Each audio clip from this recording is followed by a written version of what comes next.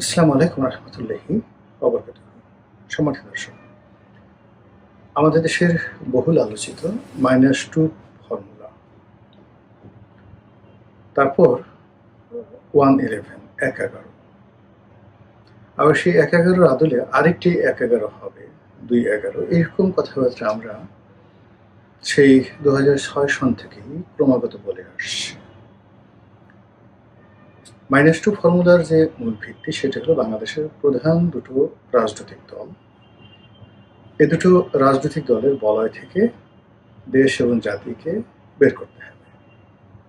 আচ্ছা, বের করে তৃতীয়, চতুর্থ, পঞ্চম শক্তি, মানে একটা যাকে বলা হয় ফুল ডেমোক্রেসি, যেখানে যে যার মতো করে সংগঠন করতে পারবে এবং রাষ্ট্র ক্ষমতায় যাওয়ার জন্য তারা পরস্পরের সঙ্গে প্রতিযোগিতা করতে পারবে, এরকম একটা রাস্তা করে দেওয়ার জন্য দেশি এবং বিদেশি বিভিন্ন কৌশলগত যে সকল শক্তিসমূহ রয়েছে তারা চাপ প্রয়োগ করবে, তাপ প্রয়োগ করবে, শক্তি প্রয়োগ করবে, অর্থ বিনিয়োগ করবে। এবং ওই যে -2, এটিকে যদি মোটা দাগে বলা হতো তাহলে বিএনপি থেকে বেগম খালেদা জিয়াকে মাইনাস করতে হবে, জিয়া পরিবারকে মাইনাস করতে হবে এবং জিয়া পরিবারের বাইরে যে সকল নেতৃত্ব রয়েছে তাদেরকে সুযোগ করে দিতে হবে এই দলটির সভাপতি এবং সেক্রেটারি হওয়ার জন্য বা অন্যান্য বড় বড় পদ পদবিতে যাওয়ার জন্য। আর অন্যদিকে শেখ হাসিনা, শেখ পরিবার এবং তার আত্মীয় স্বজন যারা আছে তাদেরকেও আওয়ামী লীগ থেকে বিতাড়িত করতে হবে এবং আওয়ামী লীগ একটা সর্বজনীন দল হিসাবে দলের ভিতরে যারা ত্যাগী, যোগ্য, তারা তাদের আপন যোগ্যতা বলে প্রতিযোগিতার মাধ্যমে এই দলে শীর্ষ পর্যায়ে চলে আসবে। তো এই যে আপাত দৃষ্টিতে চমৎকার সুন্দর, শুনতে ভালো, এরকম একটি মিক্সচার, দ্য পলিটিক্যাল মিক্সচার, এটি 111 নামক যে ব্যর্থ সামরিক কু বা অভ্যুত্থান হয়েছিল 2006 সনে, তার প্রেক্ষিতে প্রায় টানা 1 বছর ধরে বিএনপির মধ্যে এবং আওয়ামী লীগের মধ্যে সংস্কারবাদী একটা গ্রুপ দাঁড় করে আনা হয়। এর বাইরে অনেকগুলো কিংস পার্টি তৈরি করা হয় ফেরদৌস আহমেদ কুরেশির নেতৃত্বে এবং 1 বছর পর সবাই বুঝতে পারেন যে এটা সম্ভব নয়। এতে করে যেটি হয়, সেই 111 সরকার, তাদের পতন হয়। তারপর সংস্কারবাদী যারা গ্রুপ ছিলেন বিএনপি এবং আওয়ামী লীগের, তাদের পতন হয়। 111 সময় যারা ঠিক এই সরকারের দাবিদার ছিলেন তারা সবাই বিপদে পড়ে এবং পুরো প্রকল্প ভেস্তে যায়। তখন বলা হয়ে থাকে ভারতের প্রত্যক্ষ মদদে, আমেরিকার সাপোর্টে এবং ভারতের প্রয়াত রাষ্ট্রপতি জনাব প্রণব মুখার্জি তার ডাইরেক্ট অভিভাবকত্বে এটি পলিটিক্যাল সমঝোতা হয় বিএনপির সঙ্গে, আওয়ামী লীগের সঙ্গে, 111 কুশলীদের সঙ্গে এবং অন্যান্য যারা পক্ষ বিপক্ষ রয়েছে তাদের সঙ্গে। এরপরই একটি নির্বাচন হয়। সেই নির্বাচনে 2008 সনের 29শে ডিসেম্বর নির্বাচনে শেখ হাসিনা ক্ষমতায় আসেন।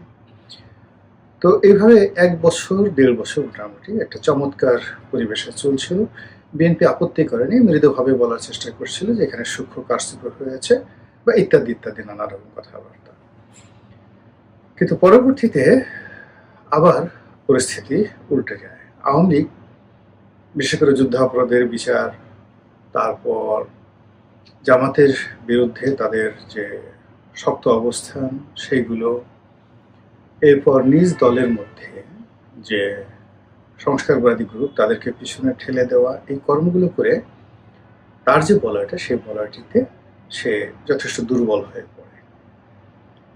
আর অন্যদিকে বিএনপিকে শক্তিশালী করার পরিবর্তে 111 সময় বিএনপির বিরুদ্ধে যে মামলা হয়েছিল সেই মামলাগুলো তারা চলমান রাখে, আর 111 সময় আওয়ামী লীগের বিরুদ্ধে যে মামলাগুলো হয়েছিল সেই মামলাগুলো তারা উঠিয়ে নেয়। ফলে একটা অসম রাজনৈতিক পরিস্থিতি তৈরি হয় এবং তার প্রেক্ষিতে আওয়ামী লীগের প্রতি মানুষ, মানে বিশেষ করে বিএনপি, বিশ্বাস হারিয়ে ফেলে এবং 2014 যে নির্বাচন হয় সেই নির্বাচনে তারা বলে যে এই পদ্ধতিতে আমরা যাব না, অর্থাৎ আওয়ামী লীগ যে তত্ত্বাবধায়ক প্রথা বাতিল করেছিল সেটা বিএনপি মেনে নেয়নি এবং ওটা নিয়ে রাজনৈতিক রেষারেষির এক পর্যায়ে বিএনপি সেই নির্বাচন বর্জন করে। তারপরে ঘটনা তো আমরা সবাই জানি। তো 14 সনের পর থেকে আবার আলোচিত হতে থাকে -2, আবার আলোচিত হতে থাকে 211, আরেকটা 111 আসবে। এই কারণ হলো শেখ হাসিনা ধীরে ধীরে এতটা শক্তিশালী এবং এতটা কর্তৃত্ব পরায়ণ হয়ে পড়েছিলেন যে তাকে মোকাবেলা করার মতো রাজনৈতিক শক্তি বাংলাদেশে ছিল না। তো সেই অবস্থায় একটা মিলিটারি ইন্টারভেনশন, মিলিটারি হস্তক্ষেপ, তার সঙ্গে জনগণের অভ্যুত্থান, একই সঙ্গে আমেরিকা, তারপর ভারত, এ সকল রাষ্ট্রের অংশগ্রহণ সব মিলিয়ে আবার একটা সেই যে সামরিক অভ্যুত্থান 11-এর মতো, এটা সবাই তখন খুব যাকে বলা হয় একেবারে মাথায় করে নাচছে যে আর একটা 11 যদি আসতো বা আর একটা 2-11 যদি আসতো, আর একটা 2-11 বলতে আর মানে আরেকটি হয় না, 2-11 যদি আসতো 11-এর অনুকরণে, আমরা ফুলের মালা দিয়ে বরণ করে নিতাম। এভাবে 10টা বছর আয়োজন চলতে থাকলো, 10টা বছর আলাপ আলোচনা হতে থাকলো। এরপর আসলে কি হলো আমরা কিছু বলতে পারি না। 2024 সনে আমরা যেটা দেখলাম সেটা হলো লক্ষ লক্ষ মানুষ রাস্তায় নেমে এসেছে, বহু মানুষ হতাহত হয়েছে, বহু পক্ষ এখানে আহত নিহত হয়েছেন এবং এক পক্ষ অন্য পক্ষের বিরুদ্ধে নানা রকম অভিযোগ করছে। ফলে 2024 সনের আগস্ট মাসের 5 তারিখের যে ঘটনা, সেই ঘটনার একটা সমীকরণ আমরা দাঁড় করাতে পারছি না যে এটা কি 2-11, এটা কি গণ অভ্যুত্থান, এটা কি যাকে বলা হয় -2 ফর্মুলার যে দ্বিতীয় প্রেক্ষাপট, এটিকে একটি বিপ্লব, এটিকে একটি ম্যাটিকুলাস ডিজাইন, এটিকে আওয়ামী লীগের একটা কৌশল, এটি কি বিএনপির একটা ভাব নাকি কি? মানে হল এখনো পর্যন্ত গত 2 বছর ধরে বিতর্ক চলছে এবং 2 বছরের মধ্যে দুটো সরকার, একটা সরকার চলে গেছে আর একটা সরকার এখন ক্ষমতা আছে 4.5 মাস ধরে। কিন্তু ক্ষমতা আসার পরও সরকারের মধ্যে যে স্বস্তি থাকবে, সুদূর প্রসারী পরিকল্পনা থাকবে, সরকার সুস্থ এবং শান্তিপূর্ণভাবে কাজ করবে, এরকম কোনো লক্ষণ দেখা যাচ্ছে না। সংসদে যে সকল বিরোধী দল আছেন, সরকারি বিরোধী দল মানে রাষ্ট্রীয় বিরোধী দল, এনসিপি এবং জামাত, রাজপথে যে সকল বিরোধী দল আছে অর্থাৎ সংসদে যারা আছেন তাদের বাইরেও অনেকগুলো ছোট ছোট রাজনৈতিক দল আছে, তার মধ্যে সিপিবি, বাসদ, এরকম আরো অনেক দল আছেন। তারা কেউ সরকারকে আসলে স্বস্তিতে থাকতে দিচ্ছেন না।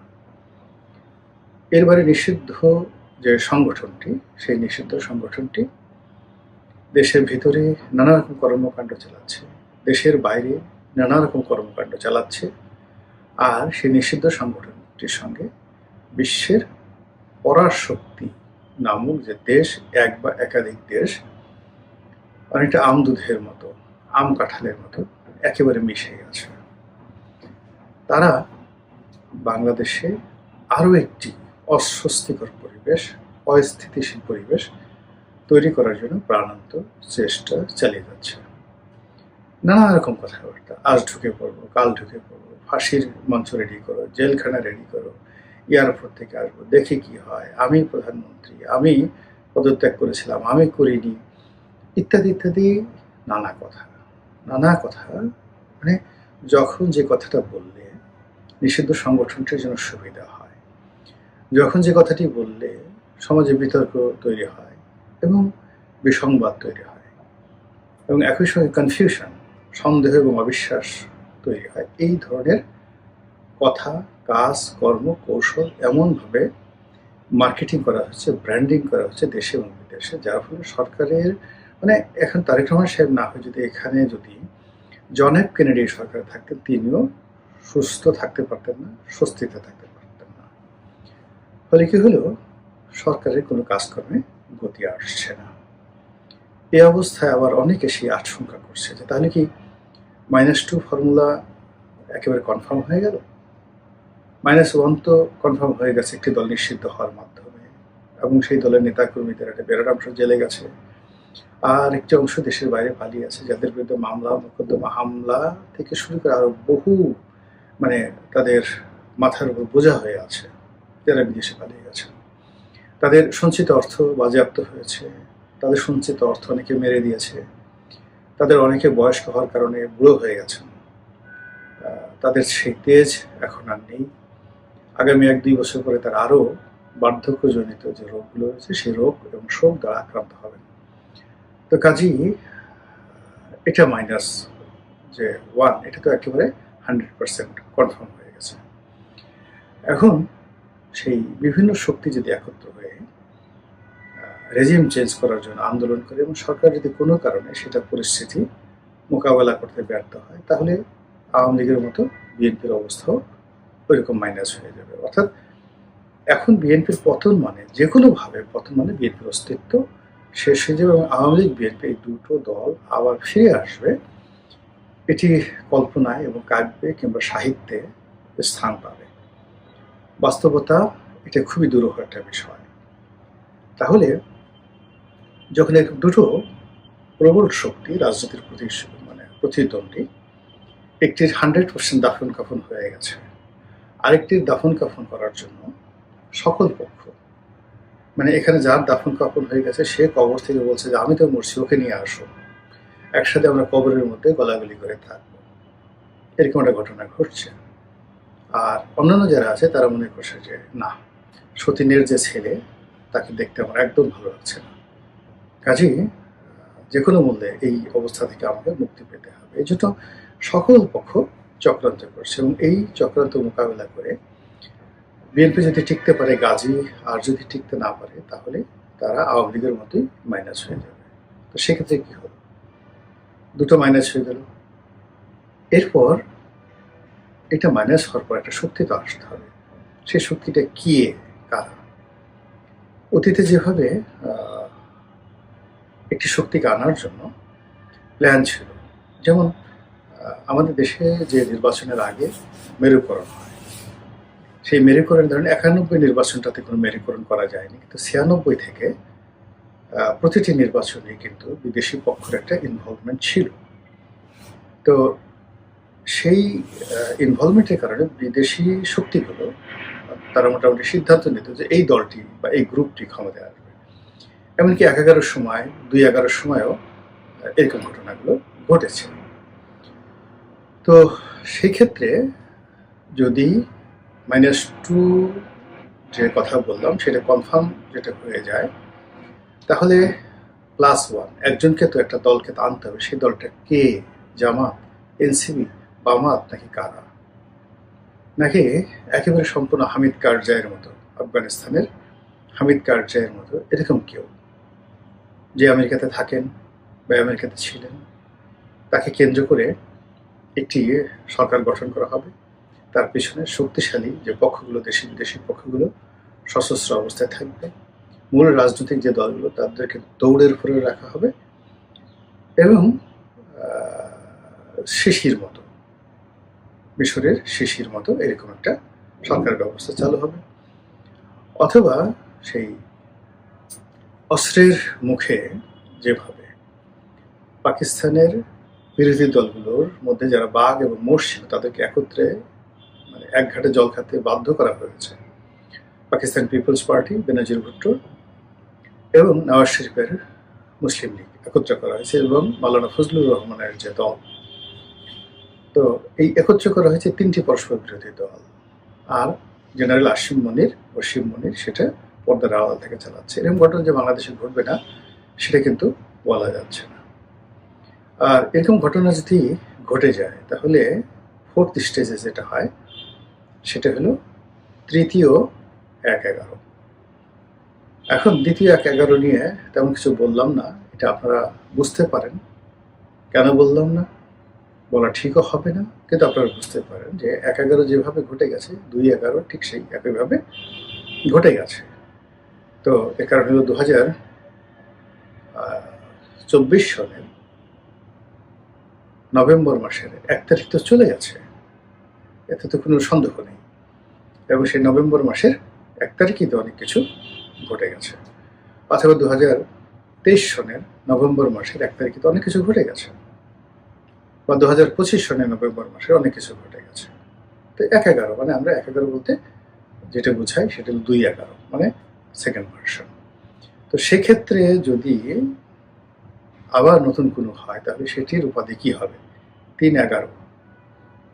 এখন এই 3-11 নিয়ে চিন্তা করতে থাকুন, দেখতে থাকুন, আমরাও দেখতে থাকি। মহান আল্লাহ আমাদের সবাইকে হেদায়েত দান করুন এবং হেফাজত করুন। আসসালামু আলাইকুম ওয়া রাহমাতুল্লাহি ওয়া বারাকাতুহু।